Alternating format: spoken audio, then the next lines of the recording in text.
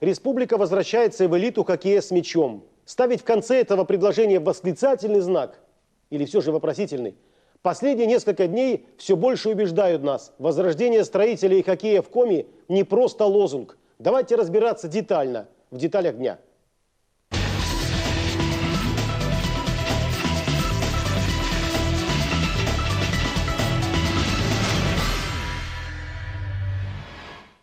В следующем году хоккейному клубу «Строитель» 70 лет. За эти годы клуб трижды переименовывали. Он был вторым в чемпионате страны, первым в высшей лиге, был на грани забвения и терял своих болельщиков. Но память не сотрешь. Мы помнили и помним светящийся, многотысячный и ревущий центральный стадион, который до хрипоты скандировал «Строитель, строитель». Мой коллега Евгений Ершов не верил, что так было, пока не прошелся по Сыктывкарскому музею русского хоккея. Настоящая история современная Сыктывкарского строителя начинается с переходного турнира, который был в марте 1983 года. И строитель добился права выступать в сильнейшей группе, сильнейших команд страны СССР. И количество людей, которые раньше посещали стадион, скажем так. Это вот наш стадион? Реально, да, наш стадион. Ну да, вот тут живу. Еще боковые даже. То есть, реально пацанами ходили, никак не было места занять. Взрослые приходили за 2 часа, стояли целые, скамейки занимали. Повесили фотографию Павла Франца старшего и Свешникова, и они сейчас оба тренера сборной России. Мороз там, я помню, даже по рядам, по проходам ходили женщины в белых халатах с кокошниками, с такими сетками, чай, кофе, бутерброды. Все приносили, продавали. Хоккейная жизнь кипела как в самой команде, так и в самом городе, скажем так. Да, вот наглядно все это видно. Представлены значки различных международных турниров, которые проводились в Сыктывкаре в связи с его значимостью на хоккейной карте страны, еще СССР. А что это вот за значки? Тут и медали, я смотрю, да? Это то, что строитель занял 2-е место в чемпионате России. Это то, что игроки различных лет строителя участвовали как в юниорских, так и в молодежных первенствах за сборную еще СССР. Да? Также мы видим коньки игроков строителя разных лет, скажем так, кроме вот этих, да, скажем, 60-х.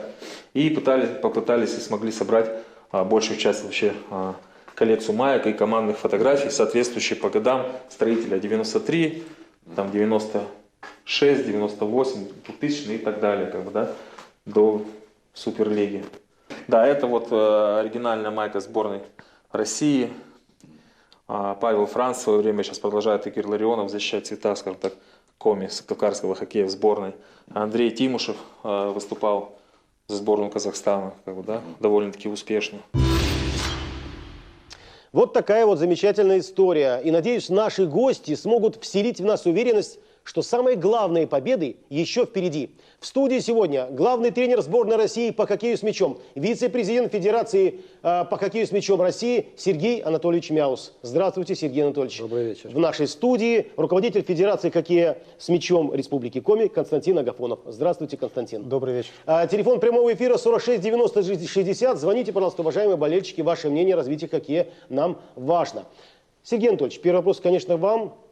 Главная цель вашего визита в нашу республику и достигли ли вы этой цели? 2 дня заканчиваются, вы скоро возвращаетесь в Москву. Еще раз добрый вечер.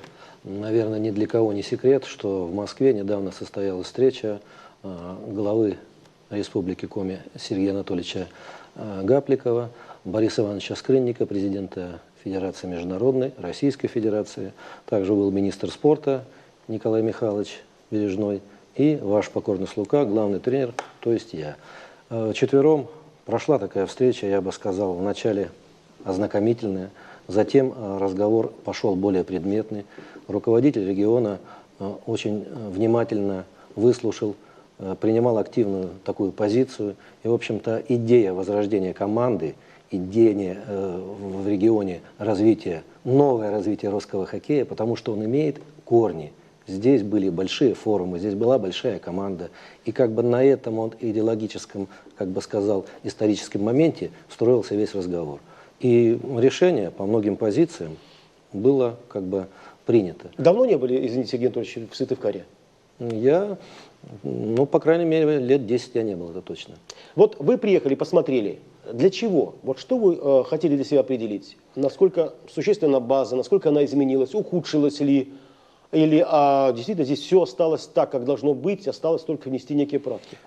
После этой встречи, буквально через 2 дня, принято решение было, чтобы я приехал в командировку, посмотрел на инфраструктуру, посмотрел на школу, точнее на отделение хоккея с мячом, которое сейчас существует в Сыктывкаре.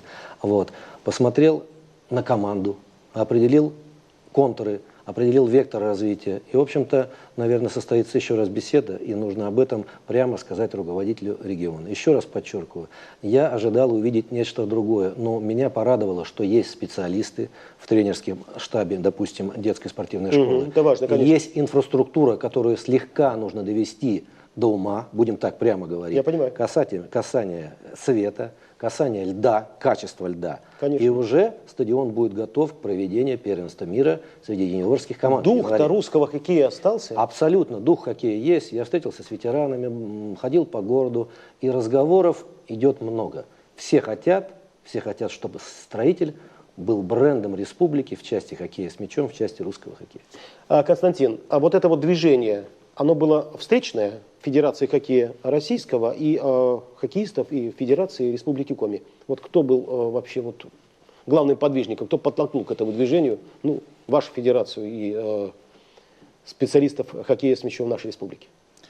Коми региональная федерация совместно с хоккейным клубом «Строитель» и с Министерством спорта разработали стратегию, согласно которой определили вектор и направление в деятельности. Было это одобрено главой Республики Коми, вышли с инициативой, что нужно и необходимо укреплять и тренерский состав, и все-таки укреплять игроков. Исходя из этого, вот решение вынесено. Сергей Анатольевич у нас в гостях. Понятно, то есть все идет по плану некому выверенному. Безусловно. А взаимное понимание есть? Вот знаете, когда пришли в Федерацию хоккея, говорят, что Сыктывкар? Это те самые, что ли? Да нет, уже вас нет. Или вот, ну наконец-то. Как это было? Второе все-таки? Ну, слушайте, очень активная позиция и поддержка Федерации хоккея с мячом. И это очень приятно и почетно, что Сергей Анатольевич к нам приехал, тренер сборной России, посмотреть всю инфраструктуру, сделать, скажем, независимую оценку, посмотреть трезвым взглядом. И очень это почетно, что он приехал с нам таким визитом. Сергей Анатольевич, ну вот хоккей, у нас тема вообще из программы сегодня. Хоккей с мячом, в Коми готовы ли к рывку? А вот что нужно для рывка? Для такого? Только ли желание? Как На мой взгляд, это желание, политическое желание руководителя региона. В общем-то, мы же проговорили, желание есть. Теперь нужно собрать все вот это воедино, определить специалистов, которые могли бы руководить командой на сегодняшний день. Понимаете? Если браться за дело, если делать классную команду, если слегка помочь школе, где-то в тех же семинарах, где-то поработать с детскими тренерами. То есть вот эта структура, детская спортивная школа, команда мастеров, плюс руководители региона и все, кто желает развивать хоккей с мячом, это главное. Политическая воля, с нее начнем. Совершенно так верно. Получается? Совершенно верно. Если будет желание, если будет возможность развиваться, то, на мой взгляд, нужно просто в команде сделать некоторое дополнение, я имею в виду в команде «Строитель». То есть это тренерский штаб, усиление тренерского штаба. Давайте послушаем звонок телезрителя. Вечер добрый, мы вас слушаем. Алло. Алло, здравствуйте. Здравствуйте, мы вас слушаем, пожалуйста. Здравствуйте, у меня такой вопрос. Будут ли в юниорской сборной России игроки из Коми? Ага. Ну, я понял, уже это лоббирует и наш интерес. Спасибо большое. Действительно, будут ли в юниорской сборной России у нас в конце января чемпионат мира наши ребята? Отвечу прямо. Я в Федерации хоккея с мячом России отвечаю за формирование конкретно всех национальных сборных по возрастам. Поэтому скажу прямо, кандидаты в юниорскую сборную от Сыктывкара есть. И наверняка на чемпионате мира вы увидите в составе юниорской сборной представителей «Строителя». Я-то знаю больше. Правда ли, что один из кандидатов фамилия Агафонов? Я что-то секрет какой-то раскрыл, тишина. Нет, секрета никакого. Я один из сегодня только на так? пресс-конференции говорю, да, это молодой Подающий парень надежды. Агафонов. Я сегодня смотрел 2 раза его тренировки. Что Он не скажете? стесняется приходить И утреннюю тренировку, и вечернюю. Очень работоспособный парень. Нет, утром понятно, и вечером, кто его отправляет на эти тренировки. Я думаю, что и начнет. Это папа здесь присутствует с таким опытом и стажем. Здорово. То есть у нас наши ребята будет за кого болеть. Не только за сборную, но и за наших Я пацанов. вам скажу прямо, я сегодня говорил, не переживай, сын это здорово, наоборот нужно поддерживать. Не надо стесняться этого.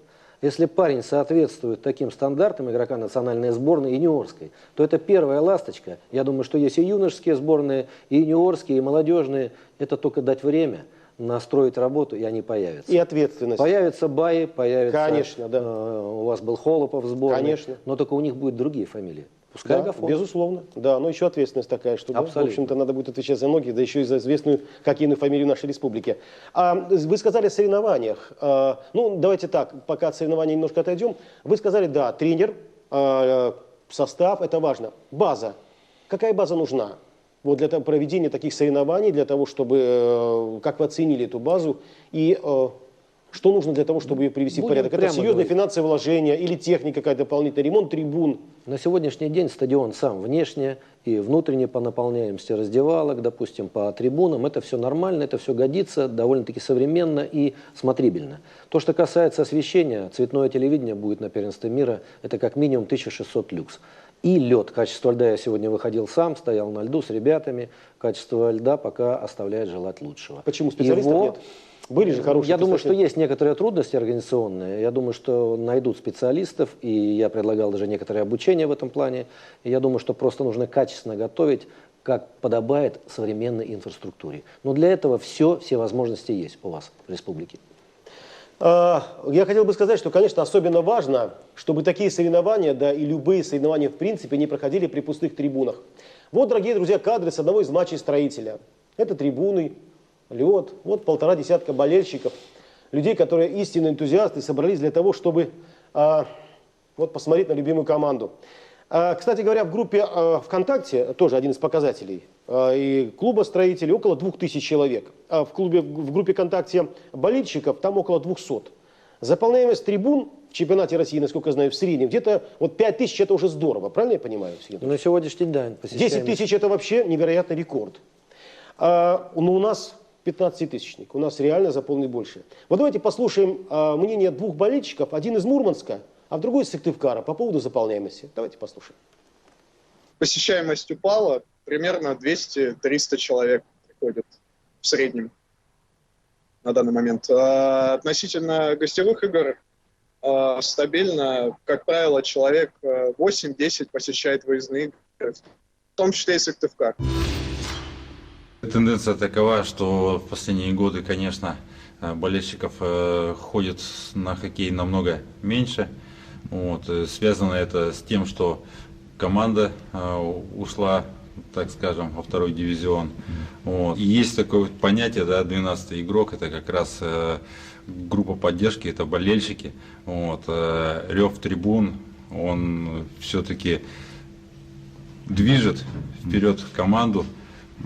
Поддержка это действительно на льду чувствуется.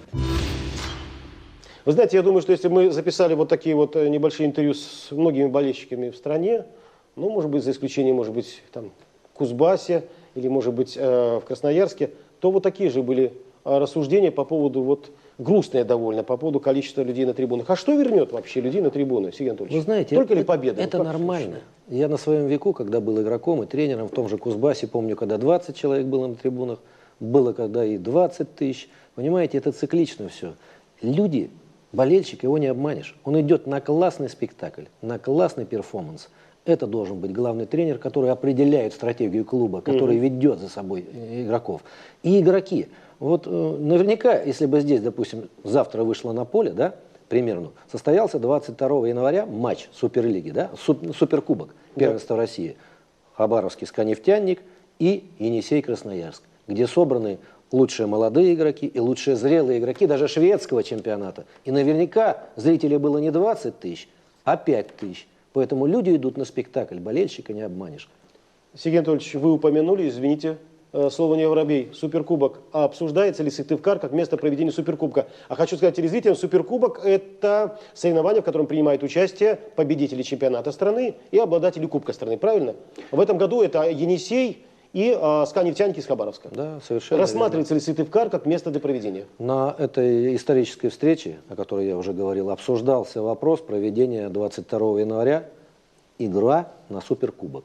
Мы заинтересованы, чтобы в Сыктывкаре, то есть мы это федерация. Это буквально за неделю до чемпионата мира. Сейчас идет проработка и нюансы все учитываются. Но мы заинтересованы, чтобы в Сыктывкаре как бы предтеча чемпионата мира юниорский для раскрутки, для того, чтобы показать уровень нашего хоккея вот с этими командами, мы бы хотели, чтобы здесь состоялся матч. А уж как хотели бы болельщики, представляете, что приезжают сюда, значит, болельщики и красноярские, и из Дальнего Совершенно Востока, верно. и такой праздник хоккея было бы неплохо. Ну, то есть шансы у нас есть. Да, абсолютно, шансы есть всегда, решение и воля. А самое главное, что ради этого стоит этот турнир проводить, стоит эту игру проводить, точнее.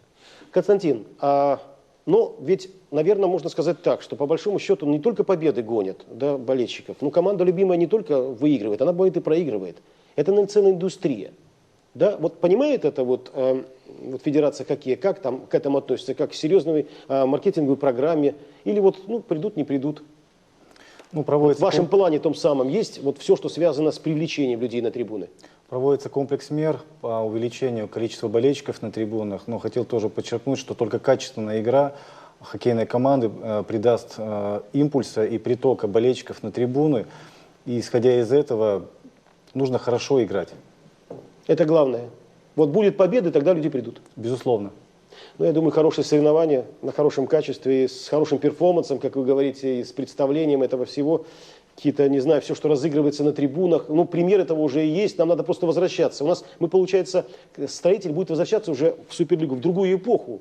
Когда уже по-другому относятся к этой игре и вообще как к индустрии. Другие болельщики. Да, и может, да, Поколение болельщиков другое. Безусловно. Но надо сказать, что ведущую роль, безусловно, у нас это победы и нашего главного клуба, хоккейного клуба «Строитель». Вот что говорит о состоянии строителя в настоящее время руководитель клуба «Строитель», директор клуба «Строитель» Илья Першуков.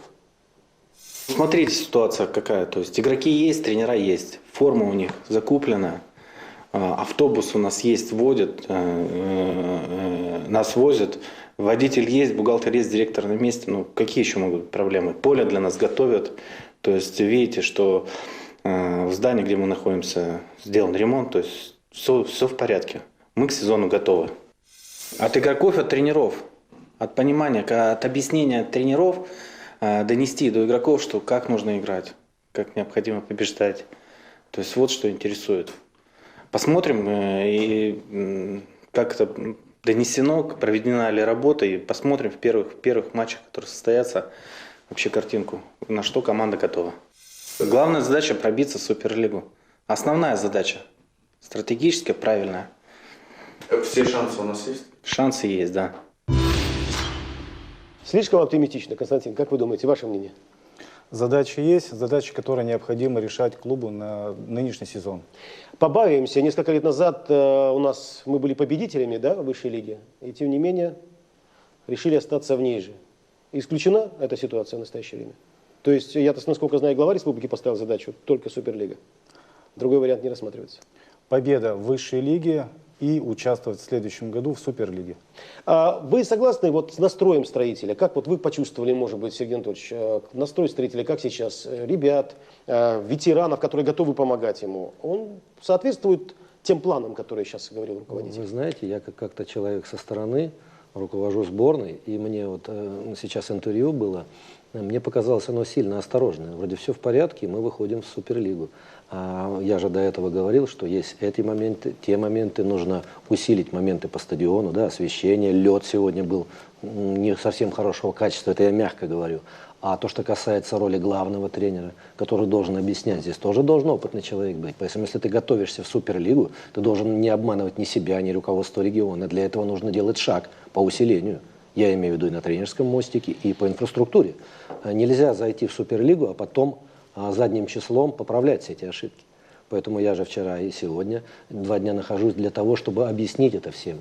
Слишком дорогой ценой мы туда заходим, понимаете, ценой долгого времени забвения, Конечно. а вот сейчас наконец-то. А все ли необходимо есть для этого? Однажды, вообще для того, чтобы организовать тренировочный процесс у строителя, Константин, все ли у них есть? Ну там, не знаю, транспортные средства, автобус, там у нас, как помню, прошлые годы добирались, там чуть ли не на такси на этом деле, на соревнования.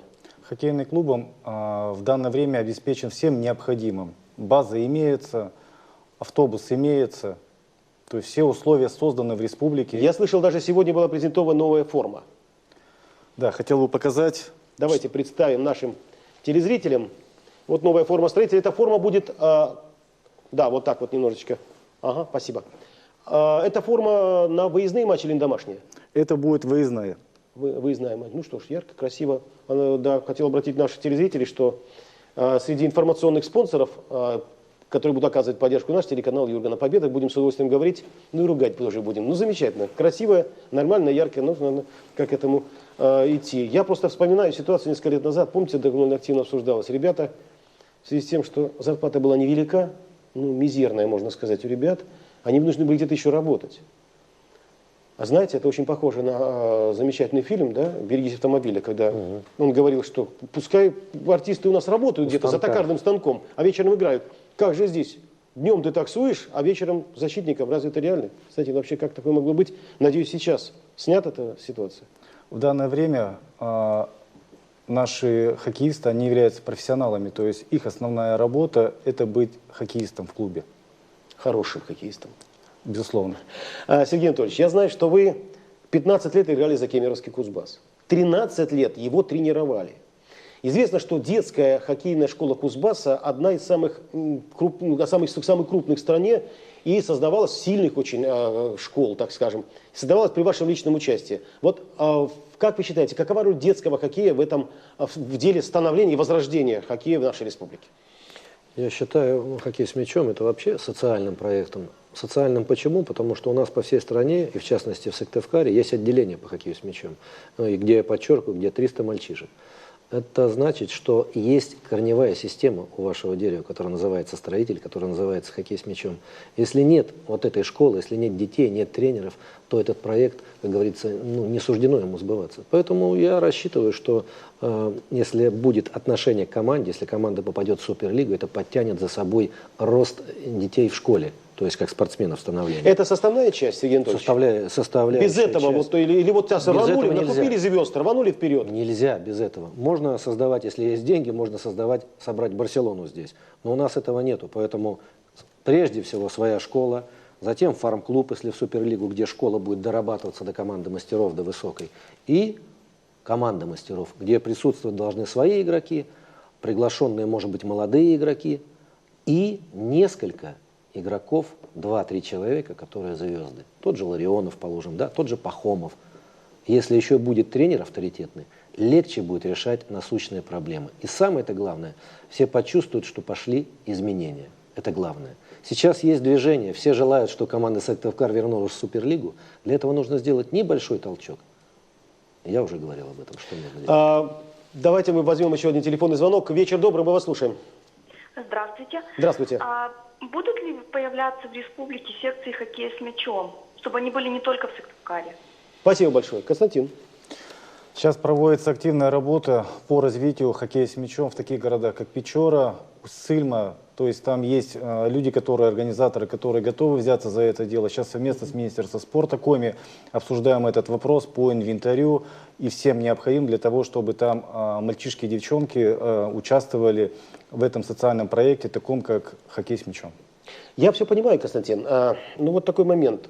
Может быть, я что-то не знаю каких-то секретов, но мне кажется, что залить вместо какое-то поле, лед хороший, там взять клюшечки замечательные, недорогие, там мячики гонять. Это уже начало будет. В каждом дворе. Да. Или там требуются какие-то невероятные вложения, какие-то, не знаю, какие-то специальные машины. Ведь речь идет об этом, какие-то количество полей. И тогда будет Вы правильно говорите. Существует такая практика, я знаю, в родном моем Кузбассе, клубы по месту жительства, где есть клубы, допустим, при школах образовательных, при ЖЭКах, допустим, заливается небольшой клочок льда, и детишки играют. Это как бы первичка. Затем они поступают в школу или в отделение, и после этого они уже выбирают себе путь в жизни. Либо в команды мастеров, либо просто это любимое занятие на всю жизнь. А турниры внутри республики, Константин, у нас есть? Безусловно, у нас проводятся и турниры среди детских коллективов, среди любительских команд у нас проводится. Сейчас в городе Сыктывкаре при школе номер 21 в спортивном клубе экс-капитан хоккейного клуба Цивунин Михаил занялся работой по, как раз там в коробка у них сейчас занялся работой о том, чтобы вот эти школьники, они занимались именно в той коробке, то есть как раньше было у нас во дворах, сначала они занимались, самостоятельно заливали вот это лед, готовили, исходя из этого появились вот эти звезды, которые потом уже участвовали в клубах. Хорошо бы внутренние соревнования, я думаю, они будут подвигать в целом, правильно, и выявлять как-то своих. Ну, конечно, вы уже не раз сказали о том, Сергей Анатольевич, подчеркиваете, что важнейшую роль в клубе, федерации хоккея играет главный тренер основной команды. Об этом мы поговорим через минуту, и мы сейчас прервемся на короткую рекламу. Это «Детали дня». Мы говорим сегодня о важных событиях, которые ждут хоккей с мячом нашей республики. У нас есть информация, что одним из главных претендентов на пост главного тренера хоккейного клуба «Строитель» является наш известный хоккеист, в прошлом хоккеист-строитель, один из лучших защитников мирового хоккея Павел Франц. Подтверждаете ли вы это, Сергей Анатольевич? Я еще только скажу к вашим словам, он 6-кратный чемпион мира и мой помощник в сборной. То, что касается его кандидатуры, я думаю, что лучше человека, лучше специалиста на данный момент для строителя не найти. Потому что человек здесь родился, здесь вырос до мастера, знает все азы. И вот это тот человек, который может дать новый толчок развития. Константин, вам пришлось с ним играть? Да, играл. Надежно было? Вы в воротах, он в защите, все было надежно? С таким защитником было все по плечу. И я надеюсь, что по плечу будет с таким тренером и нашей команде «Строитель». Павел Франц сейчас находится в Швеции. Легендарный защитник «Строителя», 6-кратный чемпион мира, 5-кратный обладатель Кубка мира, 3-кратный обладатель Кубка европейских чемпионов, 4-кратный обладатель Кубка России, 9-кратный чемпион России Павел Франц сейчас на связи по телефону с нами из Швеции. Павел Яковлевич, здравствуйте, слышите ли вы нас? Здравствуйте. Да, я слышу вас хорошо. Здравствуйте, Павел. Я хотел бы вам передать привет от наших гостей. Здесь Сергей Анатольевич Мяус, Константин Агафонов. Помните такого замечательного вратаря? Да, конечно. Спасибо огромное. Надежно было. Павел, скажите, пожалуйста, можно ли к вашим регалиям добавить еще одну? Главный тренер хоккейного клуба «Строитель» или пока рано? Ну, я, наверное, еще думаю, пока рано об этом разговаривать. Хотя я слышал много уже, что и писалось в газетах, и в медиа, я много в интернете смотрел. Но хотелось, если мне, конечно, предложат, с большим удовольствием приму это предложение. Так как потому что город Сыктывкар — это для меня родной город. И республика. Та команда, в которой я играл, которая сделала из меня личность, я с большим бы удовольствием принимал в этом процессе возрождения команды «Строитель». Конечно бы я не отказался и сразу сказал, наверное, да. Ну что, здорово. Следите ли вы за хоккеем в республике, Павел? И как сейчас оцениваете состояние, значит, находясь в Швеции, состояние нашего хоккея, состояние «Строителей»? Расскажите, пожалуйста, ваше мнение. Ну, в данной ситуации, конечно, я слежу за хоккейной командой «Строитель», слежу за кубками, в которых они играли и играют. Но на данный момент не тяжело оценивать, в каком состоянии находится команда. Я ее не видел, чисто, как бы вам сказать. Тяжело сказать. Надо туда приехать, надо посмотреть. Это очень хорошо, что появились такие люди, что хотят возродить команду в городе Сыктывкаре.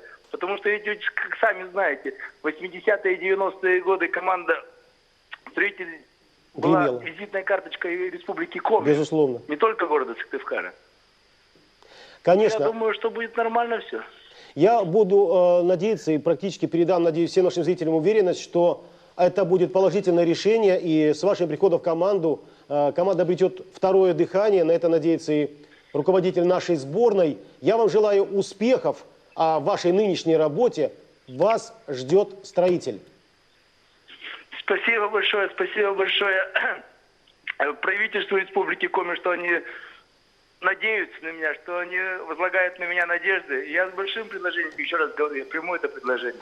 Спасибо вам большое. Спасибо. На прямой связи из Швеции с нами был Павел Франц, который является основным кандидатом на должность главного тренера хоккейной команды «Строитель». Я знаю, что одним из очень интересных турниров, который в последнее время был в России, это детский хоккейный турнир на приз патриарха Московской всей Руси. Что это за интересная идея и могла ли она быть каким-то образом осуществлена у нас в республике? В 2009 году Федерация хоккея с мячом и Русская православная церковь заключили договор о патронаже детского хоккея. Да-да-да. И святейший патриарх Кирилл уже 6 лет подряд на Красной площади проходят финальные турниры, где принимают участие даже у нас и международные есть команды. Это дети до плетеного мяча, до 12-летние ребятишки. И вот на Красной площади, на этом сакральном месте они играют в хоккей, и плюс у них экскурсии, храм Христа Спасителя, плюс у них там по Москве. А самое главное, речь Святейший произносит, и они так завороженно слушают. Поэтому я в этом году считаю, что вам необходимо 12-летних мальчишек просто отправить. А сколько там команд участвует? Ну, там бывает 8, бывает 10. То есть реально ребята из региональный республики, отбор, да? епархии проводят внутри региона, допустим, Республики Коми. Лучшая команда выходит потом в финальную часть.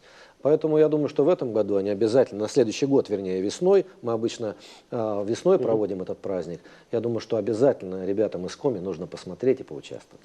Мы говорили о звездах, о тех, которые могут прийти из нашего хоккея. Я правильно понимаю, что трансферная политика тоже будет пересматриваться? То есть вот эта структура команды, о которой говорил Сергей Анатольевич, столько-то отсюда, кто-то из ветеранов, кто-то из опытных, и кто-то несколько звезд, которые за собой как локомотивы. Эта структура будет поддерживаться, вот такой подход у нас в федерации и наши строители? Да, она будет поддерживаться. Можно ли ожидать, извините, перемен в составе в ближайшее время в связи с тем, что мы заходим на чемпионат? Необходимо усиливаться и все-таки привлечение свежей крови, да, в лице других игроков. Это даст импульс и приток. И в любом случае нужно поддерживать наших воспитанников для того, чтобы они, глядя на этих, скажем, да, хороших игроков, учились на их примере. И они видели, как нужно играть для того, чтобы достичь определенных целей. В том числе и возрождение строителей для них, это важный момент У социальный. меня, кстати, есть пример. В этом году «Динамо Москва» терпела финансовое бедствие. И Виталий Леонидович Мутко, Борис Иванович Скрынник приняли такое мудрое решение. На базе «Динамо» сделали молодежную команду. Это игроки до 21 года. В ней остались Иванушкин, в ней остался Шабров, остался Золотарев Андрюша. И вот эти троица многократных чемпионов мира потянули за собой пацанов. И вчера они выиграли 8-0 у казанского «Динамо» в Крылатском. То есть ребята прогрессируют буквально как на дрожжах. Только за счет того, что есть молодежь и опытные. Напомним нашим телезрителям, что в конце января мы ожидаем у нас чемпионат мира среди юниоров. И кроме того, мы надеемся, что у нас будет и финал Суперкубка. Если коротко, уважаемые гости, пожалуйста, одним предложением. Сергей Анатольевич, к вам. Итоги визита в Сыктывкар. Завтра у вас будет, например, встреча с руководителем Федерации хоккея России. Что вы скажете? Я объективно скажу, все предпосылки для этого есть, чтобы возродить в Сыктывкаре большой хоккей. И объективно надеюсь и с нетерпением жду решения Сергея Анатольевича Гапликова о конечном решении по развитию и возрождению команды «Строитель» и всей хоккейной инфраструктуры. Большое вам спасибо, Сергей Анатольевич. Константин, если коротко, республика возвращается в элиту российского хоккея. В конце поставите вопросительный знак или восклицательный? Только восклицательный знак. Понятно. Формы хоккейной ключки такой не хочется в данном случае. Хотел бы информационному партнеру Юргану подарить здорово. от лица хоккейного клуба «Строитель» клюшку с автографом. Так, здесь автографы, да? Да, безусловно. Понятно. Без мяча-то никак. У нас специально. Ага, все здорово. И мяч у нас есть. Давайте его сюда. Информационному партнеру. Вот здорово. Опа, вот наш в нашем поле. Все, мяч на нашем поле. Ну, я думаю, что у нас будет чем заняться после прямого эфира. В конце нашей программы, спасибо, дорогие гости, в конце нашей программы, конечно, мечта болельщика, возможно, даже крик души, который помнит о победах и ждет их многие годы. Дорогие друзья, товарищи, знакомые, пожалуйста, приходите поддержать нашу родную команду «Строитель». Они достойны того, чтобы играть в Суперлиге. Мы болельщики, мы одна семья. Мы должны поддержать нашу команду за все это время, когда ей было тяжело. Пожалуйста, приходите все на стадион, мы вас будем там ждать. «Строитель» вперед, мы с тобой. «Строитель» вперед, мы с тобой. Будем надеяться и верить, что мечты станут реальностью. А первый шаг давайте сделаем к этому вместе уже в эту субботу. Час дня. Первый матч «Строителя» в этом сезоне. Без болельщиков никак. Это были «Детали дня». Завтра в 8 вечера. «Детали дня» — личный прием. Готовьте свои вопросы в прямом эфире моего коллеги Ильи Зубова. На них ответит начальник ГИБДД республики Олег Блохин. Всего вам самого доброго. Спасибо. Спасибо.